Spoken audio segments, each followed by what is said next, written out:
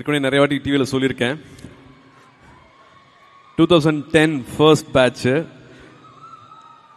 என் குழந்தைங்களை கூட்டிகிட்டு நான் யூஎஸ் போயிட்டுருக்கேன். அங்கே என் ஜோதிகாவோட அக்கா இருக்காங்க. ஸோ சம்மர் அங்கே போவோம், சான் ஃப்ரான்சிஸ்கோ போவோம். அப்போ வெளியில் இறங்குற டைமு பிஸ்னஸ் கிளாஸ் தாண்டி வெளியில் போயிட்டுருக்கும் போது ஒருத்தங்க அண்ணான்னு வந்தாங்க. நான் சரி குழந்தைங்க இருக்கும்போது நான் கொஞ்சம் ப்ரொடெக்டிவாக இருப்பேன். இல்லை இப்போ வேண்டாங்க, இப்போ சந்திக்க வேண்டாம், கொஞ்சம் நான் ஃபேமிலியோட இருக்கேன், குழந்தைங்களோட இருக்கேன், கொஞ்சம் வெளியில் நான் போக வேண்டியது இருக்கு, அப்புறமா பேசலாம்னு சொன்னேன். இல்லை நான் அண்ணா வந்தாப்புல, அப்புறமா கொஞ்சம் கம்மியாக இருந்தாப்புல. நான் வெளியில் வரும்போது இமிகிரேஷன் கிட்ட வரும்போது திரும்பி கிட்ட வந்தாப்புல பேசுறதுக்கு வாய்ப்பு கிடைச்சது.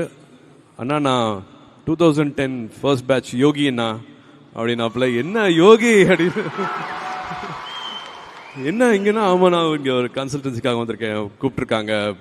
அப்படியே நான் தெரியவே இல்லைப்பா, சாரி அடையாளம் தெரியல, நான் பசங்களோட இருந்ததுனால அடையாளம் தெரியல, வாங்க நான் 2 கார் இருக்கு உங்களை ட்ராப் பண்ணிடுறேன்.